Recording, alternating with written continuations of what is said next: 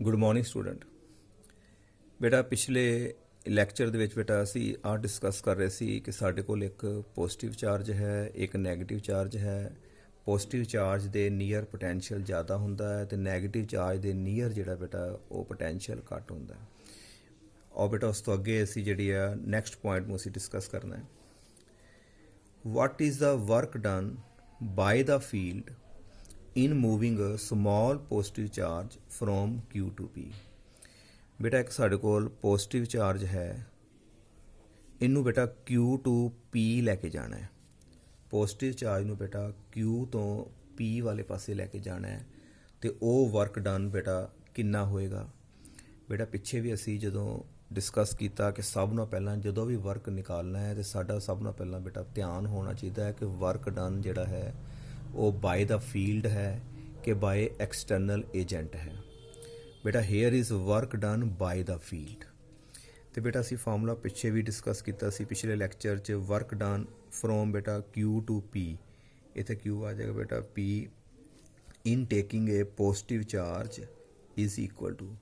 ਬੇਟਾ ਕਿਹਾ ਸੀ ਕਿ ਜਿੱਥੋਂ ਜਾਣਾ ਹੈ ਉਹਦੇ ਪੋਟੈਂਸ਼ੀਅਲ ਦੇ ਵਿੱਚੋਂ ਬੇਟਾ ਦੂਸਰਾ ਪੋਟੈਂਸ਼ੀਅਲ ਜਿਹੜਾ ਹੈ ਵਿੱਚੋਂ ਅਸੀਂ ਮਾਈਨਸ ਕਰਨਾ ਹੈ, ਕਿਉਂਕਿ ਜਦੋਂ ਫੀਲਡ ਆਪ ਕੰਮ ਕਰਦਾ ਹੈ ਉਦੋਂ Q to P ਗਏ ਆ ਬੇਟਾ, Q ਦੇ ਪੋਟੈਂਸ਼ੀਅਲ 'ਚੋਂ ਅਸੀਂ P ਦਾ ਮਾਈਨਸ ਕਰਨਾ ਹੈ। ਬੇਟਾ ਚਾਰਜ ਨੂੰ ਉੱਪਰ ਲੈ ਜਾਂਦੇ ਆ। Work done from Q to P is equal to Q, ਇਹ ਬੇਟਾ ਪਲੱਸ 'ਚ ਹੈਗਾ, ਇੱਥੇ ਆ ਗਿਆ ਬੇਟਾ VQ ਮਾਈਨਸ VP। ਬੇਟਾ ਬਾਹਰ ਤੇ ਪੋਜ਼ਿਟਿਵ ਹੈ। ਨਾਓ VQ, ਬੇਟਾ VQ ਇਹਦਾ ਪੋਟੈਂਸ਼ੀਅਲ ਘੱਟ ਹੋਏਗਾ ਕਿਉਂਕਿ ਇਹ ਚਾਰਜ ਤੋਂ ਦੂਰ ਹੈ, ਇਹਦਾ ਪੋਟੈਂਸ਼ੀਅਲ ਬੇਟਾ ਜ਼ਿਆਦਾ ਹੋਏਗਾ। ਬਾਹਰ ਤੇ ਬੇਟਾ ਸਾਈਨ ਸਾਡੇ ਕੋਲ ਮੈਂ ਪੋਜ਼ਿਟਿਵ ਲਗਾ ਲਿਆ। Q ਵਾਲਾ ਪੋਟੈਂਸ਼ੀਅਲ ਬੇਟਾ ਘੱਟ ਹੈ ਕਿਉਂਕਿ ਡਿਸਟੈਂਸ ਜ਼ਿਆਦਾ ਹੈ। ਪਿੱਛੇ ਆਪਾਂ ਬੇਟਾ ਡਿਸਕਸ ਕੀਤਾ ਸੀ ਕਿ ਪੋਟੈਂਸ਼ੀਅਲ ਇਨਵਰਸਲੀ ਹੁੰਦਾ ਹੈ ਡਿਸਟੈਂਸ ਦੇ, ਇਹਦਾ ਡਿਸਟੈਂਸ ਜ਼ਿਆਦਾ ਹੋਣ ਕਰਕੇ ਬੇਟਾ ਇੱਥੇ ਪੋਟੈਂਸ਼ੀਅਲ ਘੱਟ ਪੋਜ਼ਿਟਿਵ ਹੋਏਗਾ। ਇਹਦੀ ਵੈਲਿਊ ਅਸੀਂ ਬੇਟਾ ਮੰਨ ਲੈਂਦੇ ਹਾਂ ਘੱਟ ਪੋਜ਼ਿਟਿਵ 20 ਮਾਈਨਸ ਜਿਹੜਾ P ਪੁਆਇੰਟ ਨੀਅਰ ਹੈ ਬੇਟਾ ਇੱਥੇ ਪੋਟੈਂਸ਼ੀਅਲ ਜਿਹੜਾ ਜ਼ਿਆਦਾ ਪੋਜ਼ਿਟਿਵ ਹੋਏਗਾ, ਇਹਦੀ ਵੈਲਿਊ ਬੇਟਾ ਅਸੀਂ ਮੰਨ ਲਈ 25। ਬੇਟਾ ਪਿੱਛੇ ਜਿਸ ਤਰ੍ਹਾਂ ਅਸੀਂ ਇਹ ਵੈਲਿਊ ਵੈਸੇ ਅਜ਼ਿਊਮ ਕੀਤੀ ਹੋਈ ਹੈ ਕੈਲਕੂਲੇਸ਼ਨ ਵਾਸਤੇ, ਤੁਹਾਨੂੰ ਸਮਝ ਆ ਜਾਏ ਕਿ ਸਾਈਨ ਕਿਸ ਤਰ੍ਹਾਂ ਦੇ ਆਉਣਗੇ।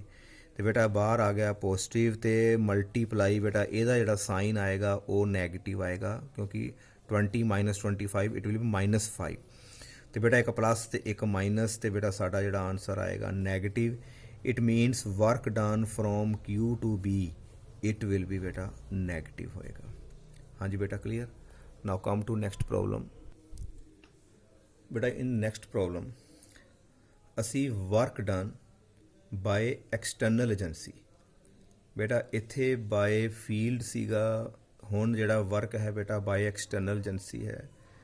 ਐਰਕੀ ਚਾਰਜ बेटा ਅਸੀਂ ਨੈਗੇਟਿਵ ਖੜਨਾ बेटा B to A ਹੈ। ਬੇਟਾ ਇਸ ਡਾਇਗਰਾਮ ਦੇ ਵਿੱਚ ਸਾਡੇ ਕੋਲ ਨੈਗੇਟਿਵ ਚਾਰਜ ਹੈ -Q। ਇਸ ਚਾਰਜ ਨੂੰ ਅਸੀਂ ਬੇਟਾ B ਤੋਂ A ਵਾਲੇ ਪਾਸੇ ਬੇਟਾ ਮੂਵ ਕਰਾਉਣਾ ਹੈ ਤੇ ਦੇਖਣਾ ਹੈ ਕਿ ਵਰਕ ਪੋਜ਼ਿਟਿਵ ਹੋਏਗਾ ਕਿ ਨੈਗੇਟਿਵ। ਸਭ ਨਾਲ ਪਹਿਲਾਂ ਦੇਖੋ ਬੇਟਾ ਵਰਕ ਕੌਣ ਕਰ ਰਿਹਾ ਹੈ, ਵਰਕ ਕਰ ਰਿਹਾ ਬੇਟਾ ਐਕਸਟਰਨਲ ਏਜੰਸੀ। ਹਾਂਜੀ ਬੇਟਾ ਇਹਨੂੰ ਮੈਂ ਇਸ ਜਗ੍ਹਾ ਦੇ ਉੱਤੇ ਜਿਹੜਾ ਲਿਖਣ ਦੀ ਕੋਸ਼ਿਸ਼ ਕਰਦਾ ਹਾਂ। ਬੇਟਾ ਧਿਆਨ ਨਾਲ ਸਮਝਣਾ। ਵਰਕ ਡਨ ਬੇਟਾ ਕਿੱਥੋਂ ਆ ਰਿਹਾ, B ਤੋਂ A ਤੇ ਆਉਣਾ ਹੈ, ਲੈ ਕੇ ਕਿਹਨੂੰ ਆਉਣਾ ਬੇਟਾ ਨੈਗੇਟਿਵ ਚਾਰਜ ਨੂੰ। ਇੱਥੇ ਬੇਟਾ ਅਸੀਂ ਨੈਗੇਟਿਵ ਪਾਤਾ ਇਕੁਅਲ ਟੂ ਸਾਡੇ ਕੋਲ ਬੇਟਾ ਕੰਮ ਕੌਣ ਕਰ ਰਿਹਾ ਹੈ, ਐਕਸਟਰਨਲ ਏਜੰਸੀ ਵਰਕ ਕਰ ਰਹੀ ਹੈ। ਬੇਟਾ ਜਦੋਂ ਵੀ ਐਕਸਟਰਨਲ ਏਜੰਸੀ ਵਰਕ ਕਰੇ ਤਾਂ ਧਿਆਨ ਰੱਖਣਾ ਹੈ B to A ਹੈ ਤੇ ਸਾਨੂੰ ਬੇਟਾ A ਦੇ ਪੋਟੈਂਸ਼ੀਅਲ ਦੇ ਵਿੱਚੋਂ ਸਾਨੂੰ B ਦਾ ਪੋਟੈਂਸ਼ੀਅਲ ਜਿਹੜਾ ਹੈ ਉਹ ਮਾਈਨਸ ਕਰਨਾ ਪਏਗਾ।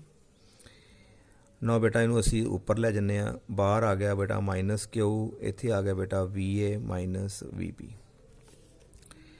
ਬੇਟਾ A ਪੁਆਇੰਟ ਜਿਹੜਾ ਹੈ ਨੀਅਰ ਹੈ, ਇਹਦਾ ਮਤਲਬ ਇੱਥੇ ਪੋਟੈਂਸ਼ੀਅਲ ਜਿਹੜਾ ਜ਼ਿਆਦਾ ਨੈਗੇਟਿਵ ਹੋਏਗਾ। ਇਹ ਪੁਆਇੰਟ ਬੇਟਾ ਦੂਰ ਹੈ, ਇੱਥੇ ਪੋਟੈਂਸ਼ੀਅਲ ਨੈਗੇਟਿਵ ਤੇ ਹੋਏਗਾ ਲੇਕਿਨ ਬੇਟਾ ਘੱਟ ਨੈਗੇਟਿਵ ਹੋਏਗਾ। ਅਸੀਂ ਬੇਟਾ ਆਹ ਮਾਈਨਸ ਹੀ ਤੇ ਬਾਹਰ ਅਸੀਂ ਮਾਈਨਸ ਲਗਾਤਾ, ਨੈਗੇਟਿਵ ਲਿਖ ਲਿਆ। ਇੱਥੇ ਪੋਟੈਂਸ਼ੀਅਲ ਬੇਟਾ ਲਾਗੇ ਹੋਣ ਕਰਕੇ ਇਹ ਵੈਲਿਊ ਜ਼ਿਆਦਾ ਆਏਗੀ ਲੇਕਿਨ ਆਏਗੀ ਜ਼ਿਆਦਾ ਨੈਗੇਟਿਵ। ਇਹਨੂੰ ਅਸੀਂ ਬੇਟਾ ਜ਼ਿਆਦਾ ਨੈਗੇਟਿਵ ਨੂੰ -25 ਮੰਨ ਲਿਆ ਆਪਣੇ ਵੱਲੋਂ, ਦੂਜੇ ਨੂੰ ਬੇਟਾ ਮਾਈਨਸ ਅਸੀਂ 20 ਮੰਨ ਲੈਂਦੇ ਹਾਂ।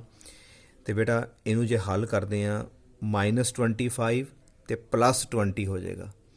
-25 ਤੇ +20 ਬੇਟਾ ਤੁਹਾਡੇ ਕੋਲ ਆ ਜਾਏਗਾ -5 ਮਲਟੀਪਲਾਈ ਬਾਈ ਨੈਗੇਟਿਵ। ਬੇਟਾ ਨੈਗੇਟਿਵ ਨੈਗੇਟਿਵ ਬੇਟਾ ਜਵਾਬ ਆਏਗਾ ਬੇਟਾ ਤੁਹਾਡੇ ਕੋਲ ਪੋਜ਼ਿਟਿਵ ਆਏਗਾ। ਇਹਦਾ ਮਤਲਬ work done from B to A by external agency in moving a negative charge will be positive. Now come to next point. ਬੇਟਾ ਨਵੀਂ ਪ੍ਰੋਬਲਮ ਅਸੀਂ ਡਿਸਕਸ ਕਰਨ ਜਾ ਰਹੇ ਹਾਂ। We know this is a uniform electric field. ਵੈਸਾ ਇਸ uniform electric field ਦੇ ਅੰਦਰ ਅਸੀਂ ਇੱਕ ਪ੍ਰੋਟੋਨ ਰੱਖ ਦਿੱਤਾ ਤੇ ਇੱਕ ਇਲੈਕਟ੍ਰੋਨ ਰੱਖ ਦਿੱਤਾ। ਹੁਣ ਕੁਐਸਚਨ ਹੈ ਕਿ ਪ੍ਰੋਟੋਨ ਕਿੱਧਰ ਨੂੰ ਮੂਵ ਕਰੇਗਾ, ਇਲੈਕਟ੍ਰੋਨ ਕਿੱਧਰ ਨੂੰ ਮੂਵ ਕਰੇਗਾ।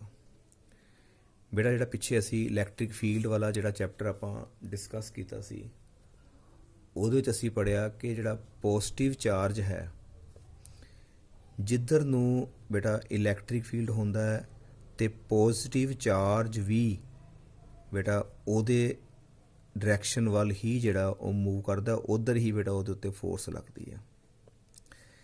ਅਤੇ ਜੇ ਜਿੱਧਰ ਨੂੰ ਸਾਡਾ ਬੇਟਾ ਇਲੈਕਟ੍ਰਿਕ ਫੀਲਡ ਹੁੰਦਾ ਹੈ ਅਤੇ ਨੈਗੇਟਿਵ ਜਿਹੜਾ ਚਾਰਜ ਹੁੰਦਾ ਬੇਟਾ ਉਹਦੇ ਅਗੇਂਸਟ ਜਿਹੜਾ ਹੈ ਉਹ ਮੂਵ ਕਰਦਾ ਹੈ। ਇਹ ਪਹਿਲਾਂ ਹੀ ਡਿਸਕਸ ਕੀਤਾ। Positive charge moves in the direction of electric field and negative charge moves opposite to the direction of electric field. ਹੁਣ ਬੇਟਾ ਇਹ ਪੋਜ਼ਿਟਿਵ ਚਾਰਜ ਹੈ, ਇਹਨੇ ਇੱਧਰ ਜਾਣਾ ਹੈ। ਇਹਦਾ ਮਤਲਬ ਇਹਨੇ ਇਲੈਕਟ੍ਰਿਕ ਫੀਲਡ ਦੀ ਬੇਟਾ ਡਾਇਰੈਕਸ਼ਨ 'ਚ ਜਾਣਾ ਹੈ। ਅਤੇ ਪਿੱਛੇ ਅਸੀਂ ਬੇਟਾ ਇੱਕ ਫਾਰਮੂਲਾ ਪੜ੍ਹਿਆ ਸੀ E=-dV/dr ਕਿ electric field is the negative of potential gradient. Negative sign ਦਾ ਮਤਲਬ ਹੁੰਦਾ ਹੈ ਕਿ ਇਲੈਕਟ੍ਰਿਕ ਫੀਲਡ ਜਿਹੜਾ ਹੈ ਉਹ ਉੱਧਰ ਨੂੰ ਹੁੰਦਾ ਹੈ ਜਿੱਧਰ ਨੂੰ ਬੇਟਾ ਪੋਟੈਂਸ਼ੀਅਲ ਡਿਕਰੀਜ਼ ਹੁੰਦਾ ਹੈ। ਜੇ ਪੋਜ਼ਿਟਿਵ ਚਾਰਜ ਬੇਟਾ ਤੁਹਾਡਾ ਇਲੈਕਟ੍ਰਿਕ ਫੀਲਡ ਦੀ ਡਾਇਰੈਕਸ਼ਨ 'ਚ ਜਾਣਾ ਸ਼ੁਰੂ ਹੋ ਗਿਆ, ਇਹਦਾ ਮਤਲਬ ਹੈ ਕਿ ਇੱਧਰਲੇ ਪਾਸੇ ਤੁਹਾਡਾ ਬੇਟਾ ਪੋਟੈਂਸ਼ੀਅਲ ਜਿਹੜਾ ਹਾਈ ਹੋਏਗਾ, ਇੱਧਰਲੇ ਪਾਸੇ ਜਿਹੜਾ ਸਾਡਾ ਪੋਟੈਂਸ਼ੀਅਲ ਜਿਹੜਾ ਹੋਏਗਾ ਬੇਟਾ ਸਾਡਾ ਲੋ ਹੋਏਗਾ। It means proton positive electric field the direction 'ਚ ਜਾ ਰਿਹਾ। ਇਹਦਾ ਮਤਲਬ ਹੈ ਕਿ ਹਾਈ ਪੋਟੈਂਸ਼ੀਅਲ ਰੀਜਨ ਤੋਂ ਬੇਟਾ ਇਹ ਹਾਈ ਪੋਟੈਂਸ਼ੀਅਲ ਤੋਂ ਬੇਟਾ ਇਹ ਸਾਡੇ ਕੋਲ ਜਾਏਗਾ ਲੋ ਪੋਟੈਂਸ਼ੀਅਲ ਰੀਜਨ ਵੱਲ ਪਾਸੇ ਜਾਏਗਾ। ਇਹ ਯਾਦ ਰੱਖਣਾ ਹੈ ਕਿ ਜਿਹੜਾ ਪੋਜ਼ਿਟਿਵ ਚਾਰਜ ਹੁੰਦਾ ਹੈ always move from high potential to low potential. Now ਬੇਟਾ ਅਸੀਂ ਇਲੈਕਟ੍ਰੋਨ ਬਾਰੇ ਗੱਲ ਕਰੀਏ। ਇਲੈਕਟ੍ਰੋਨ ਤੇ ਬੇਟਾ ਇਹਦੇ ਅਗੇਂਸਟ ਜਾਏਗਾ। ਜਿੱਧਰ ਨੂੰ ਇਲੈਕਟ੍ਰਿਕ ਫੀਲਡ ਹੈ ਉਹਦੇ ਅਗੇਂਸਟ ਇਲੈਕਟ੍ਰੋਨ ਬੇਟਾ ਫੋਰਸ ਐਕਸਪੀਰੀਅੰਸ ਕਰਦਾ ਹੈ। ਜੇ ਇਲੈਕਟ੍ਰੋਨ ਇੱਧਰ ਨੂੰ ਜਾ ਰਿਹਾ ਹੈ, ਇਹਦਾ ਮਤਲਬ ਲੋ ਪੋਟੈਂਸ਼ੀਅਲ ਤੋਂ ਬੇਟਾ ਇਹ ਹਾਈ ਪੋਟੈਂਸ਼ੀਅਲ ਜਾਏਗਾ। Negative charge moves from low potential region to high potential region. ਹਾਂਜੀ ਬੇਟਾ clear. Now come to next problem. ਬੇਟਾ ਸਾਨੂੰ ਪਤਾ ਹੈ ਕਿ ਜਿਹੜਾ ਪੋਟੈਂਸ਼ੀਅਲ ਹੈ ਐਟ ਏ ਪੁਆਇੰਟ, ਉਹਦਾ formula 1/4πε0 Q divided by R। Potential inversely ਹੈ ਡਿਸਟੈਂਸ 'ਤੇ। ਅਤੇ ਜੇ ਬੇਟਾ ਅਸੀਂ ਇੱਕ ਗਰਾਫ ਪਲਾਟ ਕਰਦੇ ਹਾਂ ਪੋਟੈਂਸ਼ੀਅਲ ਵਿੱਚ ਅਤੇ ਬੇਟਾ ਡਿਸਟੈਂਸ ਦੇ ਵਿੱਚ, ਇੱਧਰਲੇ ਪਾਸੇ ਅਸੀਂ ਬੇਟਾ R ਲੈ ਲਿਆ, ਇੱਧਰਲੇ ਪਾਸੇ ਬੇਟਾ V ਲੈਂਦੇ ਹਾਂ, ਅਤੇ ਡਿਸਟੈਂਸ ਜਿਉਂ ਡਿਸਟੈਂਸ ਵਧੇਗਾ ਬੇਟਾ ਪੋਟੈਂਸ਼ੀਅਲ ਘਟਦਾ ਜਾਏਗਾ। ਅਤੇ it will be like this is the variation of potential with distance. ਹਾਂਜੀ ਬੇਟਾ ਕਲੀਅਰ। ਇਹ ਇਸ ਤਰ੍ਹਾਂ ਬੇਟਾ ਐਕਸਪੋਨੈਂਸ਼ੀਅਲੀ ਜਿਹੜਾ ਹੈ ਉਹ ਨੀਚੇ ਜਿਹੜਾ ਉਹ ਘਟਦਾ ਜਾਏਗਾ। ਹਾਂਜੀ ਇੰਨਾ ਕਲੀਅਰ। ਨਾਓ ਬੇਟਾ ਇਸੇ ਇਕੁਏਸ਼ਨ ਨੂੰ ਬੜੇ ਧਿਆਨ ਨਾਲ ਦੇਖਣਾ। ਕੁਛ ਕੈਲਕੂਲੇਸ਼ਨ ਕਰਨ ਲੱਗਾ। V = ਅਸੀਂ ਬੇਟਾ ਇੱਥੇ Q ਲੈ ਲਿਆ ਓਵਰ 4πε0 ਅਤੇ ਬੇਟਾ 1/R ਲੈ ਲਿਆ। ਇਹਨੂੰ ਬੇਟਾ ਅਸੀਂ 1/R ਲਿਖਤਾ, Q ਮੈਂ ਇੱਥੇ ਲਗਾ ਲਿਆ। 1/, ਬੇਟਾ R ਹੈ, ਇਹਨੂੰ ਮੈਂ ਆਪਣੇ ਅਕੋਰਡਿੰਗ ਜਿਹੜਾ ਹੈ X ਬੇਟਾ ਪੁੱਟ ਕਰ ਲਿਆ। 1/R ਨੂੰ ਬੇਟਾ ਮੈਂ X ਮੰਨ ਲੈਂਦਾ। ਜੇ ਬੇਟਾ ਨੂੰ ਮੈਂ X ਮੰਨ ਲਿਆ ਅਤੇ ਸਾਡੇ ਕੋਲ ਜਿਹੜਾ ਹੈ V ਦੀ ਵੈਲਿਊ ਆ ਗਈ Q/4πε0 X। ਬੇਟਾ 1/R ਨੂੰ ਕੰਪਲੀਟ X ਮੰਨ ਲਿਆ। ਅਤੇ ਜੇ ਬੇਟਾ ਹੁਣ ਮੈਂ ਗਰਾਫ ਪਲਾਟ ਕਰਾਂ x ਤੇ v ਦੇ ਵਿੱਚ। ਕਹਿਣ ਦਾ ਮਤਲਬ ਗ੍ਰਾਫ ਐਰਕੀ ਬੇਟਾ r ਤੇ v 'ਚ ਨਹੀਂ ਹੈ, 1/r, x ਦੀ ਵੈਲਿਊ ਹੈ 1/r। ਜੇ ਬੇਟਾ ਅਸੀਂ ਹੁਣ ਗ੍ਰਾਫ ਪਲਾਟ ਕਰਦੇ ਹਾਂ, ਫਰਜ਼ ਕਰੋ ਇਸ ਤਰ੍ਹਾਂ, ਇੱਧਰਲੇ ਪਾਸੇ ਬੇਟਾ ਅਸੀਂ 1/r ਜਿਹਨੂੰ ਅਸੀਂ ਬੇਟਾ x ਕਹਿ ਦਿੱਤਾ, ਇੱਧਰਲੇ ਪਾਸੇ ਬੇਟਾ ਅਸੀਂ ਪੋਟੈਂਸ਼ੀਅਲ ਪਲਾਟ ਕਰੀਏ, ਕੀ ਗ੍ਰਾਫ ਬੇਟਾ ਇਸ ਤਰ੍ਹਾਂ ਦਾ ਆਏਗਾ।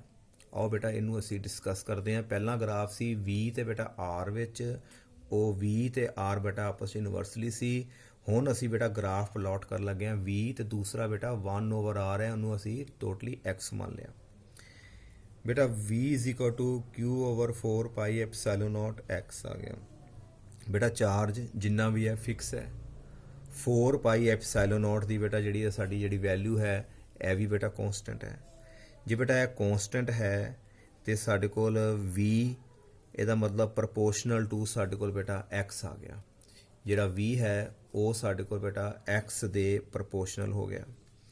And v = kx, v = kx। ਬੇਟਾ ਆ ਸਾਰੀ ਚੀਜ਼ ਕੌਂਸਟੈਂਟ ਹੋਣ ਕਰਕੇ ਅਸੀਂ ਇਸ ਕੌਂਸਟੈਂਟ ਨੂੰ ਅਸੀਂ k ਪੁੱਟ ਕਰ ਦਿੱਤਾ। v = kx। ਬੇਟਾ ਇਹ ਸੇਮ ਇਕੁਏਸ਼ਨ ਮਿਲਦੀ ਹੈ ਦੇਖੋ ਬੇਟਾ ਜਿਸ ਤਰ੍ਹਾਂ y = mx ਦੇ ਨਾਲ। ਤੇ ਬੇਟਾ y = mx ਜਿਹੜੀ ਹੈ ਇਹ ਤੁਸੀਂ +1 'ਚ ਵੀ ਪੜ੍ਹਿਆ, ਡਿਸਕਸ ਕੀਤੀ ਸੀ। ਇਹ ਇਕੁਏਸ਼ਨ ਹੁੰਦੀ ਹੈ ਬੇਟਾ ਸਟਰੇਟ ਲਾਈਨ ਦੀ ਪਾਸਿੰਗ ਥਰੂ ਓਰੀਜਨ। ਇਹ ਇਕੁਏਸ਼ਨ ਹੁੰਦੀ ਹੈ ਬੇਟਾ straight line passing through origin. ਇਹਦਾ ਮਤਲਬ ਜੇ ਅਸੀਂ ਗ੍ਰਾਫ ਪਲਾਟ ਕਰਾਂਗੇ ਬੇਟਾ v ਤੇ 1/r ਦੇ ਵਿੱਚ ਗ੍ਰਾਫ ਪਲਾਟ ਕਰਾਂਗੇ, ਜਿਹਨੂੰ ਅਸੀਂ x ਪੁੱਟ ਕਰ ਲਿਆ, then graph will be a straight line. ਤੇ ਬੇਟਾ ਉਹ ਲੰਘ ਕੇ ਕਾਚੂ ਜਾਏਗਾ, ਓਰੀਜਨ ਚੋਂ ਲੰਘ ਕੇ ਜਾਏਗਾ। Graph will be like this is the graph for potential ਤੇ 1/r ਦੇ ਵਿੱਚ। ਬੇਟਾ ਦੋਨਾਂ ਦਾ ਡਿਫਰੈਂਸ ਕਲੀਅਰ। ਜੇ ਗ੍ਰਾਫ v ਤੇ r ਦੇ ਵਿੱਚ ਹੈ then it will vary like this. ਜਿਉਂ r ਵਧੇਗਾ ਬੇਟਾ ਪੋਟੈਂਸ਼ੀਅਲ ਸਾਡਾ ਘਟਦਾ ਜਾਏਗਾ। ਤੇ ਜੇ ਅਸੀਂ ਗ੍ਰਾਫ ਬਣਾਉਂਦੇ ਬੇਟਾ v ਤੇ ਬੇਟਾ ਦੂਜਾ ਹੈਗਾ 1/r ਜਿਹਨੂੰ ਅਸੀਂ ਆਪਣੇ ਵੱਲੋਂ x ਕਹਿ ਲਿਆ, ਤੇ ਫਿਰ ਬੇਟਾ ਦੇਖੋ ਇਹਦੇ 'ਚ ਆਪਾਂ x ਪੁੱਟ ਕੀਤਾ ਤੇ ਇਹ ਕੌਂਸਟੈਂਟ ਹੋਣ ਕਰਕੇ ਇਕੁਏਸ਼ਨ ਜਿਹੜੀ ਸਾਡੀ ਸੇਮ ਮਿਲਦੀ ਹੈ y = mx। y ਵਾਲੇ ਪਾਸੇ v ਹੋ ਗਿਆ, x ਵਾਲੇ ਪਾਸੇ ਬੇਟਾ ਸਾਡਾ 1/r ਹੋ ਗਿਆ।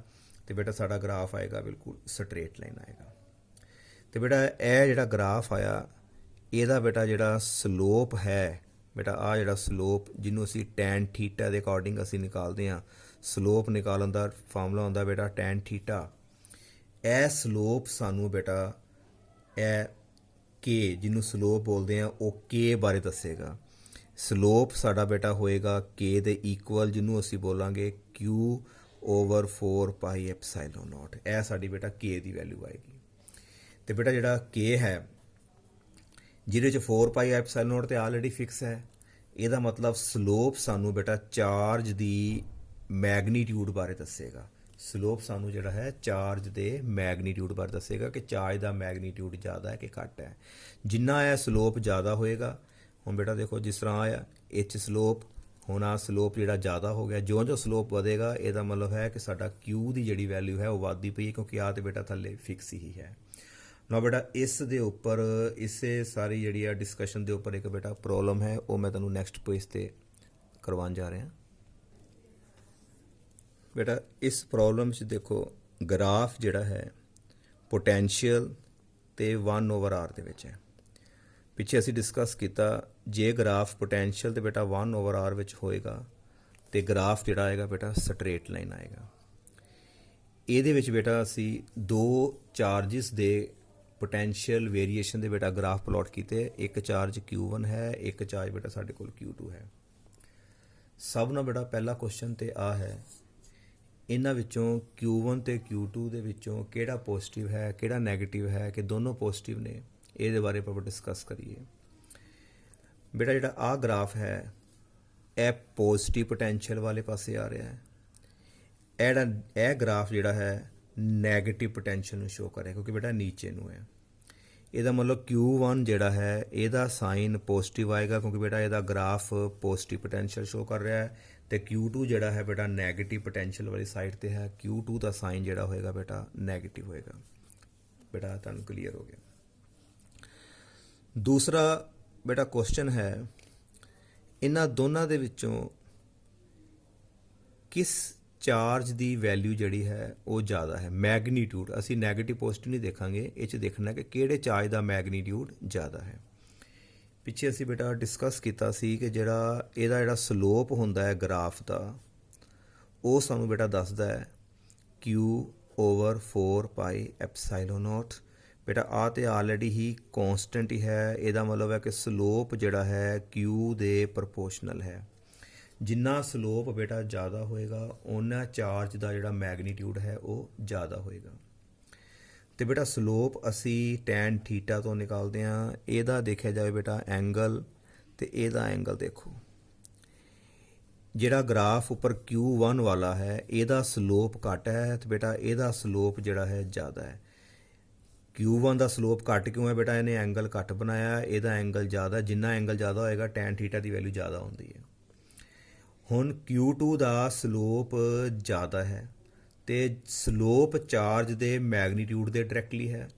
ਇਹਦਾ ਮਤਲਬ ਬੇਟਾ Q2 ਦਾ ਸਲੋਪ ਜ਼ਿਆਦਾ ਹੋਣ ਕਰਕੇ ਜਿਹੜਾ Q2 ਹੈ ਇਹਦੀ ਜਿਹੜੀ ਵੈਲਿਊ ਹੈ ਉਹ Q1 ਨਾਲੋਂ ਤੁਹਾਡੀ ਜ਼ਿਆਦਾ ਹੋਏਗੀ।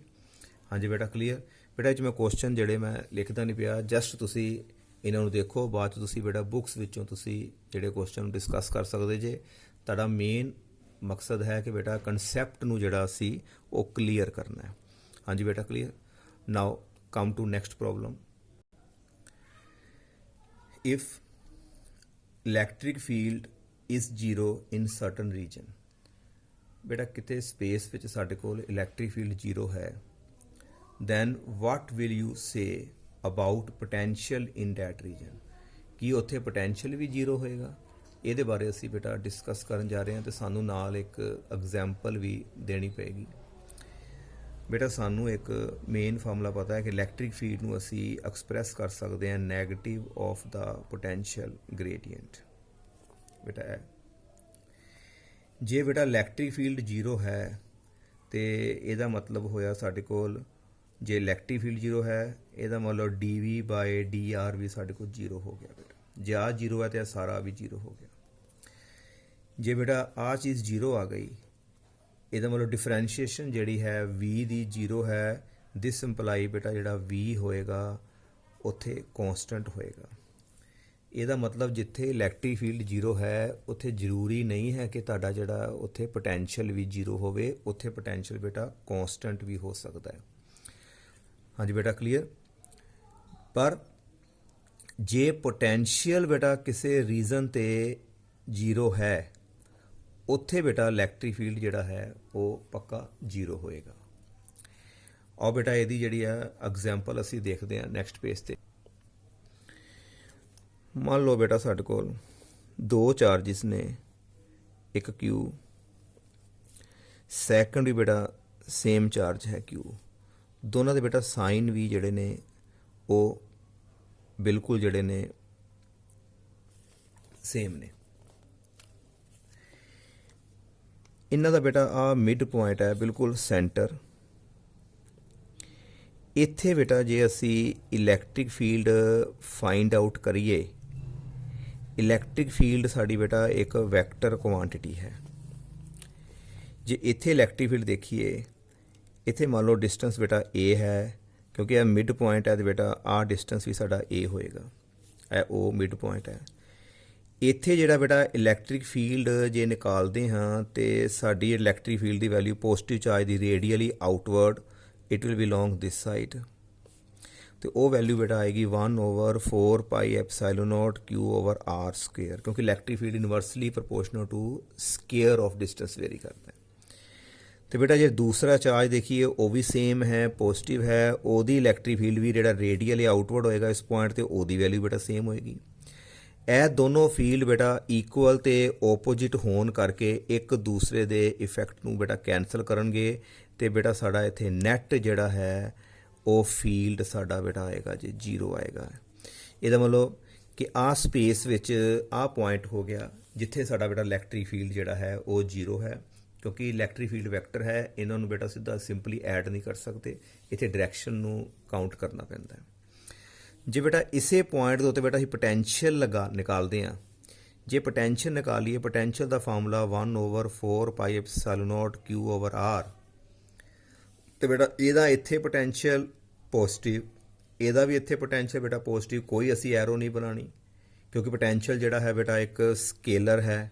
ਤੇ ਬੇਟਾ ਟੋਟਲ ਜਿਹੜਾ ਪੋਟੈਂਸ਼ੀਅਲ ਆਏਗਾ, ਜਿਹੜਾ ਨੈਟ ਪੋਟੈਂਸ਼ੀਅਲ ਆਏਗਾ ਬੇਟਾ, ਉਹ ਤੇ ਸਿੰਪਲੀ ਐਡ ਕਰਾਂਗੇ। ਇਹਦਾ ਮਤਲਬ 1/4πε0 Q/r ਪਲੱਸ 1/4πε0 ਬੇਟਾ ਉਹ ਤੇ Q/r, ਇਹਨਾਂ ਨੂੰ ਪਲੱਸ ਕਰੋਗੇ ਤੇ ਬੇਟਾ ਜਿਹੜਾ ਪੋਟੈਂਸ਼ੀਅਲ ਹੈ ਸਾਡੇ ਕੋਲ ਬੇਟਾ ਟਵਾਈਸ ਹੋ ਗਿਆ, ਮਲਟੀਪਲਾਈ ਬਾਈ 2, ਕਿਉਂਕਿ ਸੇਮ ਚੀਜ਼ ਹੈ। ਇਹਦਾ ਮਤਲਬ ਇੱਥੇ ਪੋਟੈਂਸ਼ੀਅਲ ਬੇਟਾ ਡਬਲ ਹੋ ਗਿਆ। ਬੇਟਾ ਆਹ ਐਗਜ਼ਾਮਪਲ ਹੋ ਗਈ ਜਿਸ ਪੁਆਇੰਟ ਤੇ ਇਲੈਕਟ੍ਰਿਕ ਫੀਲਡ ਬੇਟਾ 0 ਹੁੰਦਾ ਹੈ, ਉਸ ਪੁਆਇੰਟ ਤੇ ਜ਼ਰੂਰੀ ਨਹੀਂ ਹੈ ਕਿ ਤੁਹਾਡਾ ਪੋਟੈਂਸ਼ੀਅਲ ਵੀ 0 ਹੋਵੇ। ਹਾਂਜੀ ਬੇਟਾ clear. Now come to next problem. ਬੇਟਾ ਇਸ ਪ੍ਰੋਬਲਮ ਦੇ ਵਿੱਚ ਸਾਡੇ ਕੋਲ ਇੱਕ ਸਕੇਅਰ ਹੈ। ਸਕੇਅਰ ਦੀ ਜਿਹੜੀ ਸਾਈਡ ਹੈ ਸਾਰੀਆਂ ਬੇਟਾ ਇਕੁਅਲ ਏ ਏ ਏ ਏ, ਇਹ ਦੋ ਫਿਗਰਸ ਨੇ ਬੇਟਾ। ਪਹਿਲੀ ਫਿਗਰ ਦੇਖਦੇ ਹਾਂ। ਸਕੇਅਰ ਦੇ ਬੇਟਾ ਜਿਹੜੇ ਚਾਰ ਕਾਰਨਰ ਨੇ, ਚਾਰੋਂ ਕਾਰਨਰ ਦੇ ਉੱਪਰ ਬੇਟਾ ਚਾਰਜਿਸ ਪਏ ਨੇ। ਏ ਕਾਰਨਰ ਦੇ ਉੱਪਰ ਪਲੱਸ ਕਿਊ ਮਾਈਨਸ ਕਿਊ ਮਾਈਨਸ ਕਿਊ। ਬੇਟਾ ਸਿਮਿਲਰਲੀ ਇਹ ਸੈਕੰਡ ਫਿਗਰ ਹੈ।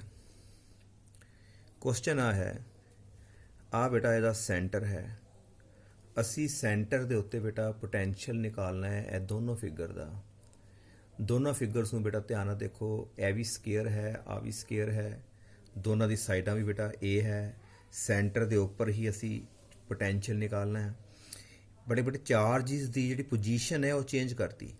ਇੱਥੇ ਪਲੱਸ ਤੇ ਪਲੱਸ ਚਾਰਜ ਸੀ ਏ ਤੇ ਬੀ ਤੇ, ਲੇਕਿਨ ਇੱਥੇ ਬੇਟਾ ਜਿਹੜਾ ਏ ਪੁਆਇੰਟ ਹੈ ਸਾਡਾ, ਏ ਤੇ ਪਲੱਸ ਹੈ ਤੇ ਬੀ ਤੇ ਬੇਟਾ ਨੈਗੇਟਿਵ ਕਰਤਾ, ਸੀ ਤੇ ਪਲੱਸ ਤੇ ਡੀ ਤੇ ਨੈਗੇਟਿਵ। ਬੇਟਾ ਚਾਰਜਿਸ ਨੂੰ ਮੈਂ ਥੋੜੇ ਜਿਹੇ ਚੇਂਜ ਕਰਤੇ। ਹਾਂਜੀ ਬੇਟਾ ਕੀ ਇਹ ਦੋਨਾਂ ਕੇਸਾਂ ਵਿੱਚ ਪੋਟੈਂਸ਼ੀਅਲ ਸੇਮ ਆਏਗਾ ਕਿ ਡਿਫਰੈਂਟ ਆਏਗਾ?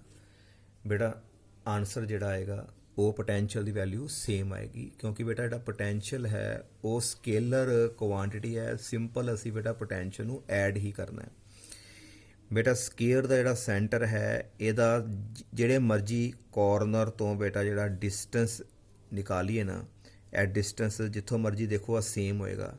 ਜਿੰਨਾ ਡਿਸਟੈਂਸ ਆ ਹੋਏਗਾ ਉਨਾ ਹੀ ਸਾਰੇ ਪਾਸੋਂ ਡਿਸਟੈਂਸ ਬੇਟਾ ਸੇਮ ਹੋਏਗਾ। ਜੇ ਆ ਮੰਨ ਲਓ ਡਿਸਟੈਂਸ ਆਰ ਹੈ, ਸਾਰੇ ਡਿਸਟੈਂਸ ਬੇਟਾ ਆਰ ਹੋਣਗੇ ਸੈਂਟਰ ਤੋਂ। ਹੁਣ ਬੇਟਾ ਪੋਟੈਂਸ਼ੀਅਲ ਤੇ ਚਾਰਾਂ ਚਾਰਜਿਸ ਦਾ ਕਰਨਾ ਹੈ, ਸਭ ਨੂੰ ਪਲੱਸ ਹੀ ਕਰਨਾ ਹੈ। ਇੱਕ ਵਾਰੀ ਪੋਟੈਂਸ਼ੀਅਲ ਮਾਈਨਸ ਕਿਊ ਦਾ, ਫਿਰ ਮਾਈਨਸ ਕਿਊ ਦਾ, ਫਿਰ ਪਲੱਸ ਕਿਊ ਦਾ, ਫਿਰ ਪਲੱਸ ਕਿਊ ਦਾ। ਪਲੱਸ ਕਿਊ ਦਾ ਪੋਟੈਂਸ਼ੀਅਲ ਤੇ ਬੇਟਾ ਮਾਈਨਸ ਕਿਊ ਦਾ ਪੋਟੈਂਸ਼ੀਅਲ, ਡਿਸਟੈਂਸ ਵੀ ਸੇਮ ਹੈ। ਇਹਦਾ ਪੋਟੈਂਸ਼ੀਅਲ ਪੋਜ਼ਿਟਿਵ, ਇਹਦਾ ਨੈਗੇਟਿਵ ਬੇਟਾ ਕੈਂਸਲ ਹੋ ਜਾਏਗਾ। ਸਿਮਿਲਰਲੀ ਇਹਦਾ ਪੋਜ਼ਿਟਿਵ ਦਾ ਪੋਟੈਂਸ਼ੀਅਲ ਬੇਟਾ ਇੱਧਰੋਂ ਨੈਗੇਟਿਵ ਕੈਂਸਲ ਹੋ ਜਾਏਗਾ, ਕਿਉਂਕਿ ਦੋ ਚਾਰਜਿਸ ਪੋਜ਼ਿਟਿਵ ਨੇ, ਇਹਨਾਂ ਦੋਨਾਂ ਦਾ ਟੋਟਲ ਪੋਟੈਂਸ਼ੀਅਲ ਪਲੱਸ 'ਚ, ਇਹ ਦੋ ਨੈਗੇਟਿਵ ਨੇ ਬੇਟਾ, ਇਹਨਾਂ ਦਾ ਟੋਟਲ ਪੋਟੈਂਸ਼ੀਅਲ ਨੈਗੇਟਿਵ ਹੋਏਗਾ ਤੇ ਬੇਟਾ ਟੋਟਲ ਕੱਢੋਗੇ ਤੇ ਉਹ 0 ਆਏਗਾ। ਇਸ ਫਿਗਰ 'ਚ ਭਾਵੇਂ ਬੇਟਾ ਨੈਗੇਟਿਵ ਪੋਜ਼ਿਟਿਵ ਜਿਸ ਤਰ੍ਹਾਂ ਮਰਜ਼ੀ ਲਗਾ ਲਓ, ਦੋ ਚਾਰਜ ਸਾਡੇ ਨੈਗੇਟਿਵ ਨੇ, ਦੋ ਚਾਰਜ ਪੋਜ਼ਿਟਿਵ ਨੇ ਤੇ ਬੇਟਾ ਡਿਸਟੈਂਸ ਸੈਂਟਰ ਤੋਂ ਹਰ ਇੱਕ ਚਾਰਜ ਦਾ ਸੇਮ ਹੈ। ਇਹਦਾ ਮਤਲਬ ਪੋਟੈਂਸ਼ੀਅਲ ਦੋਨਾਂ ਦੇ ਕੇਸਾਂ ਦੇ ਵਿੱਚ ਬੇਟਾ 0 ਆਏਗਾ। ਇਸ ਤੋਂ ਪਤਾ ਇਹ ਕਲੀਅਰ ਹੋਇਆ ਬੇਟਾ ਕਿ ਚਾਰਜਿਸ ਦੀ ਜਿਹੜੀ ਪੋਜੀਸ਼ਨ ਜਿਹੜੀ ਹੈ ਉਹ ਅਸੀਂ ਚੇਂਜ ਕਰ ਵੀ ਦਈਏ, ਠੀਕ ਹੈ ਬੇਟਾ, ਪਰ ਉਹਨਾਂ ਦਾ ਜਿਹੜਾ ਡਿਸਟੈਂਸ ਹੈ ਆਬਜ਼ਰਵੇਸ਼ਨ ਪੁਆਇੰਟ ਤੋਂ ਚੇਂਜ ਨਹੀਂ ਹੋਇਆ ਤੇ ਬੇਟਾ ਟੋਟਲ ਪੋਟੈਂਸ਼ੀਅਲ ਜਿਹੜਾ ਹੈ ਉਹ ਹਮੇਸ਼ਾ ਹੀ ਜਿਹੜਾ ਹੈ ਉਹ ਸੇਮ ਰਹੇਗਾ। ਹਾਂਜੀ ਬੇਟਾ ਕਲੀਅਰ। ਪਰ ਇਹਨਾਂ ਦੋਨਾਂ ਦੇ ਕੇਸਾਂ ਵਿੱਚ ਬੇਟਾ ਇਲੈਕਟ੍ਰਿਕ ਫੀਲਡ ਦੀ ਵੈਲਿਊ ਜਿਹੜੀ ਹੈ ਨਾ ਉਹ ਸੇਮ ਨਹੀਂ ਆਏਗੀ, ਕਿਉਂਕਿ ਇਲੈਕਟ੍ਰਿਕ ਫੀਲਡ ਜਿਹੜਾ ਹੈ ਉਹ ਸਕੇਲਰ ਨਹੀਂ ਹੈ, ਉਹ ਵੈਕਟਰ ਕੁਆਂਟੀਟੀ ਹੈ। ਉਹਦੇ 'ਚ ਬੇਟਾ ਸਾਨੂੰ ਡਾਇਰੈਕਸ਼ਨ ਦੇਖਣੀ ਪਏਗੀ, ਰਿਜ਼ਲਟੈਂਟ ਕੱਢਣਾ ਪਏਗਾ। ਰੈਜ਼ੋਲੂਸ਼ਨ ਕਰਨ ਦੇ ਬਾਅਦ ਬੇਟਾ ਅਸੀਂ ਉਹਨਾਂ ਦੇ ਆਨਸਰ ਦੇ ਸਕਦੇ ਹਾਂ। ਇਹਨਾਂ ਦੋਨਾਂ ਕੇਸਾਂ ਵਿੱਚ ਇਲੈਕਟ੍ਰਿਕ ਫੀਲਡ ਦੀ ਵੈਲਿਊ ਬੇਟਾ ਉਹ ਡਿਫਰੈਂਟ ਆਏਗੀ, ਲੇਕਿਨ ਪੋਟੈਂਸ਼ੀਅਲ ਬੇਟਾ ਸਾਡਾ 0 ਆਏਗਾ। ਕੈਲਕੂਲੇਸ਼ਨ ਕਰਨ ਦੀ ਕੋਈ ਲੋੜ ਨਹੀਂ, ਕਿਉਂਕਿ ਦੋ ਚਾਰਜ ਪੋਜ਼ਿਟਿਵ ਨੇ, ਦੋ ਚਾਰਜ ਨੈਗੇਟਿਵ ਨੇ। ਅਸੀਂ ਮੇਨ ਆਹ ਦੇਖਣਾ ਹੁੰਦਾ ਹੈ ਕਿ ਡਿਸਟੈਂਸ ਤੇ ਨਹੀਂ ਵੱਧ ਘੱਟ ਹੈਗੇ, ਡਿਸਟੈਂਸ ਆਬਜ਼ਰਵੇਸ਼ਨ ਪੁਆਇੰਟ ਤੋਂ ਸਭ ਦੇ ਸੇਮ ਹੈ। ਇਹਦਾ ਮਤਲਬ ਹੈ ਕਿ ਪੋਟੈਂਸ਼ੀਅਲ ਜਿਹੜਾ ਨੈਟ ਜਿਹੜਾ ਸਾਡੇ ਕੋਲ ਆਏਗਾ ਉਹ 0। ਨਾਓ ਕਮ ਟੂ ਨੈਕਸਟ ਪ੍ਰੋਬਲਮ। ਬੇਟਾ ਨੈਕਸਟ ਕੁਐਸਚਨ ਹੈ, what is the potential of ਅਰਥ? ਬੇਟਾ ਅਰਥ ਦਾ ਪੋਟੈਂਸ਼ੀਅਲ ਕਿੰਨਾ ਹੁੰਦਾ ਹੈ? ਅਰਥ ਬੇਟਾ ਇੱਕ ਬਹੁਤ ਹੀ ਵੱਡਾ ਸਫੀਅਰ ਹੈ ਜਿਹਦਾ ਰੇਡੀਅਸ 6400 ਕਿਲੋਮੀਟਰ ਹੈ। ਤੇ ਬੇਟਾ ਅਰਥ ਜਿਹੜੀ ਹੈ ਗੁੱਡ ਕੰਡਕਟਰ ਵੀ ਹੈ। ਅਰਥ ਉੱਪਰ ਬੇਟਾ ਇੰਨਾ ਜ਼ਿਆਦਾ ਚਾਰਜ ਹੈ ਕਿਉਂਕਿ ਬੇਟਾ ਠੰਡਰ ਸਟੋਰਮਸ ਹੁੰਦੇ ਰਹਿੰਦੇ ਨੇ, ਬੱਦਲ ਗਰਜਨੇ, ਬਿਜਲੀ ਜਿਹੜੀ ਚਮਕਦੀ ਆ, ਅਰਥ ਉੱਪਰ ਜਿਹੜਾ ਚਾਰਜ ਬੇਟਾ ਐਂਟਰ ਹੁੰਦਾ ਰਹਿੰਦਾ। ਅਰਥ ਇੰਨਾ ਵੱਡਾ ਸਫੀਅਰ ਹੈ ਕਿ ਇਹਦੇ ਉੱਤੇ ਬੇਟਾ ਕੁਛ ਚਾਰਜ ਅਸੀਂ ਦੇ ਵੀ ਦਈਏ ਜਾਂ ਵਿੱਚੋਂ ਕੁਛ ਚਾਰਜ ਬੇਟਾ ਬਾਹਰ ਕੱਢ ਵੀ ਦਈਏ ਤੇ ਇਹਦੇ ਪੋਟੈਂਸ਼ੀਅਲ ਉੱਪਰ ਕੋਈ ਫਰਕ ਨਹੀਂ ਪੈਂਦਾ। ਜੇ ਬੇਟਾ ਇਹਦਾ ਪੋਟੈਂਸ਼ੀਅਲ ਉੱਤੇ ਕੋਈ ਫਰਕ ਨਹੀਂ ਪੈਂਦਾ, ਅਸੀਂ ਅਰਥ ਦਾ ਜਿਹੜਾ ਹੈ ਪੋਟੈਂਸ਼ੀਅਲ ਨੂੰ ਅਸੀਂ ਜ਼ੀਰੋ ਅਜ਼ਿਊਮ ਕਰਦੇ ਹਾਂ ਫॉर ਰੈਫਰੈਂਸ। ਬੇਟਾ ਅਸੀਂ ਆਪਣੇ ਰੈਫਰੈਂਸ ਵਾਸਤੇ ਅਰਥ ਦੇ ਪੋਟੈਂਸ਼ੀਅਲ ਨੂੰ ਅਸੀਂ ਜ਼ੀਰੋ ਲੈਂਦੇ ਹਾਂ, ਕਿਉਂਕਿ ਅਰਥ ਇੱਕ ਬਹੁਤ ਵੱਡਾ ਜਿਹੜਾ ਕੰਡਕਟਰ ਹੈ, ਸਫੀਅਰ ਹੈ। ਇਹਦੇ ਉੱਪਰ ਬੇਟਾ ਅਸੀਂ ਥੋੜ੍ਹਾ ਬਹੁਤਾ ਚਾਰਜ ਦੇ ਵੀ ਦਿੰਦੇ ਹਾਂ ਤੇ ਇਹਦੇ ਪੋਟੈਂਸ਼ੀਅਲ ਦੇ ਉੱਪਰ ਬੇਟਾ ਫਰਕ ਨਹੀਂ ਪੈਂਦਾ। ਇਹਦਾ ਪੋਟੈਂਸ਼ੀਅਲ ਹਮੇਸ਼ਾ ਕੌਂਸਟੈਂਟ ਰਹਿੰਦਾ ਹੈ ਤੇ ਬੇਟਾ ਕੌਂਸਟੈਂਟ ਹੋਣ ਕਰਕੇ ਇਹਦੀ ਜਿਹੜੀ ਵੈਲਿਊ ਹੈ ਅਸੀਂ ਅਸਿਊਮ ਕੀਤੀ ਹੈ ਕਿ ਅਰਥ ਦਾ ਜਿਹੜਾ ਪੋਟੈਂਸ਼ੀਅਲ ਹੈ ਉਹ ਜ਼ੀਰੋ ਹੈ। ਬੇਟਾ next problem, electric field equipotential surface ਦੇ ਪਰਪੈਂਡੀਕੂਲਰ ਹੁੰਦਾ ਹੈ।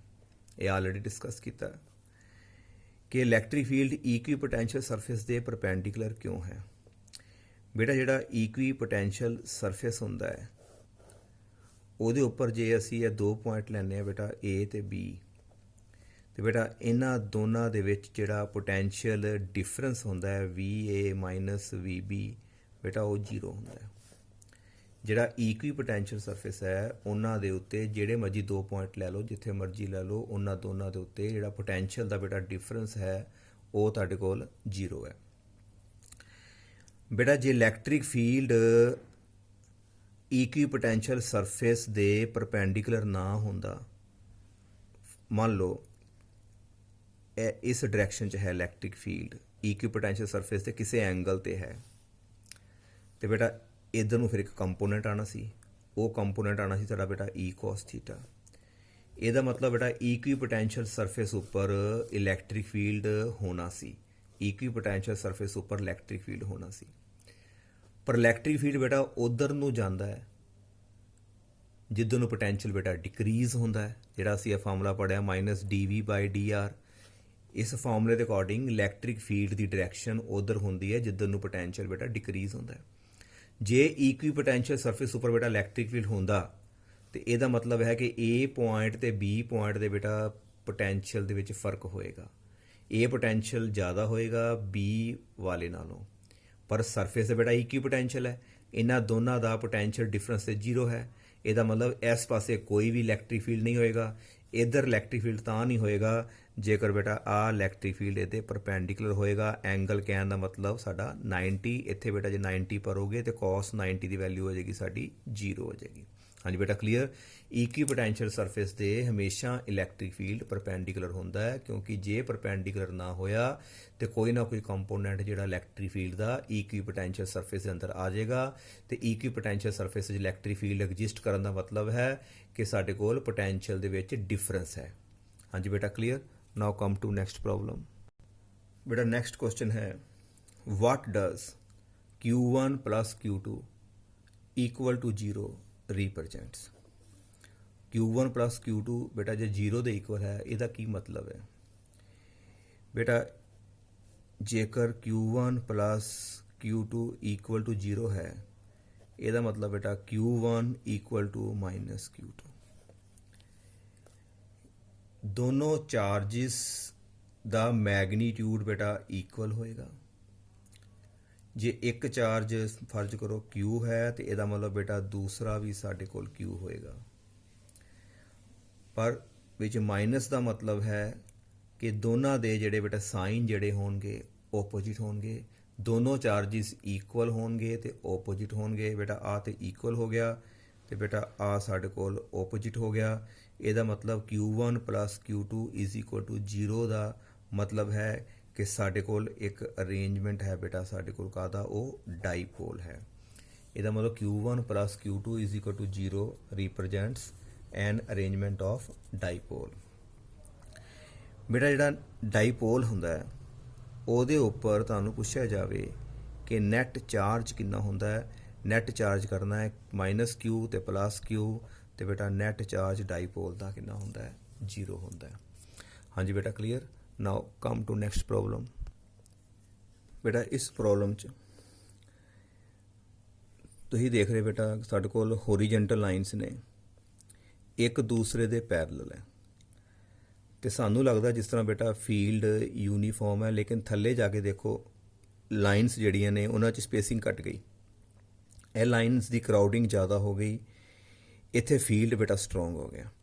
ਕੁਐਸਚਨ ਹੈ ਕਿ ਕੀ ਇਸ ਤਰ੍ਹਾਂ ਦਾ ਫੀਲਡ ਜਿਹਦੇ 'ਚ ਲਾਈਨਸ ਪੈਰਲਲ ਹੋਣ ਤੇ ਉਹਨਾਂ ਦੀ ਜਿਹੜੀ ਹੈ ਬੇਟਾ ਜਿਹੜੀ ਆ ਡੈਂਸਿਟੀ ਹੈ ਇੱਕ ਜਗ੍ਹਾ ਤੇ ਆ ਕੇ ਇੰਕਰੀਜ਼ ਹੋ ਜਾਏ ਇੱਕਦਮ, ਕਿ ਇਸ ਤਰ੍ਹਾਂ ਦਾ ਫੀਲਡ ਨੇਚਰ ਵਿੱਚ ਐਗਜ਼ਿਸਟ ਕਰਦਾ ਹੈ ਕਿ ਨਹੀਂ ਕਰਦਾ, ਇਹਦੇ ਬਾਰੇ ਅਸੀਂ ਬੇਟਾ ਹੁਣ ਡਿਸਕਸ ਕਰਨ ਜਾ ਰਹੇ ਹਾਂ।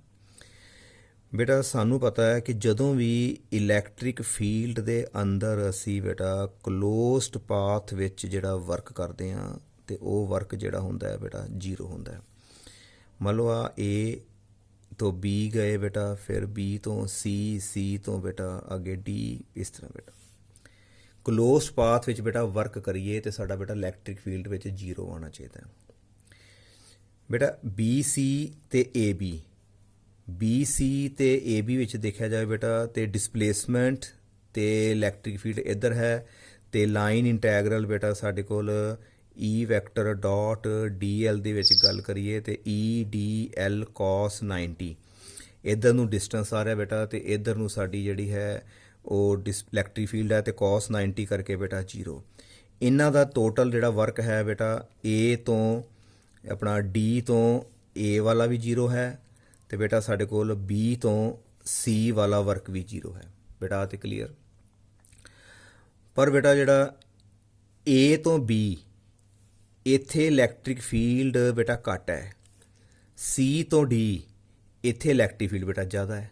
ਆਹ ਦੋ ਵਰਕ ਤੇ ਬੇਟਾ 0 ਹੋ ਗਏ, ਪਰ AB ਤੇ CD ਉੱਪਰ ਇਲੈਕਟ੍ਰਿਕ ਫੀਲਡ ਬੇਟਾ ਡਿਫਰੈਂਸ ਹੋਣ ਕਰਕੇ ਇਹਨਾਂ ਦੋਨਾਂ ਦਾ ਜਿਹੜਾ ਨੈਟ ਵਰਕ ਬੇਟਾ ਉਹ 0 ਨਹੀਂ ਆਏਗਾ।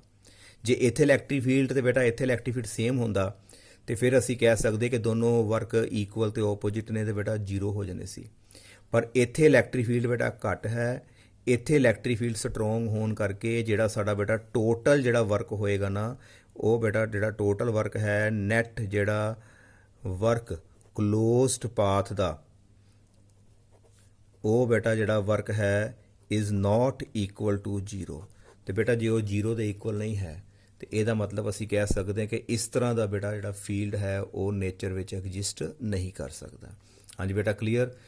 ਅਸੀਂ ਕਲੋਜ਼ਡ ਪਾਥ ਵਿੱਚ ਵਰਕ ਕਰੀਏ ਤੇ ਹਮੇਸ਼ਾ ਬੇਟਾ 0 ਆਉਣਾ ਚਾਹੀਦਾ ਹੈ ਬੇਟਾ। ਆਹ ਦੋ ਪਰਪੈਂਡੀਕੂਲਰ ਹੋਣ ਕਰਕੇ ਸਾਡੇ ਜਿਹੜੇ B ਤੋਂ C ਤੇ D ਤੋਂ ਇਹ ਵਰਕ 0 ਹੋ ਗਏ। ਇਹਦਾ ਮਤਲਬ ਇਹਨਾਂ ਦੋਨਾਂ ਦਾ ਵੀ ਵਰਕ ਬੇਟਾ ਟੋਟਲ ਜਿਹੜਾ ਆਉਣਾ ਚਾਹੀਦਾ 0 ਆਉਣਾ ਚਾਹੀਦਾ ਹੈ। ਪਰ ਇੱਥੇ ਇਲੈਕਟ੍ਰਿਕ ਫੀਲਡ ਘੱਟ ਹੈ, ਇੱਥੇ ਇਲੈਕਟ੍ਰਿਕ ਫੀਲਡ ਜ਼ਿਆਦਾ ਹੋਣ ਕਰਕੇ ਡਿਸਟੈਂਸ ਸੇਮ ਨੇ ਤੇ ਬੇਟਾ ਇਹ ਵਰਕ ਦਾ ਟੋਟਲ 0 ਨਹੀਂ ਆਏਗਾ। ਇਸ ਕਰਕੇ ਇਸ ਤਰ੍ਹਾਂ ਦਾ ਫੀਲਡ ਐਗਜ਼ਿਸਟ ਨਹੀਂ ਕਰਦਾ।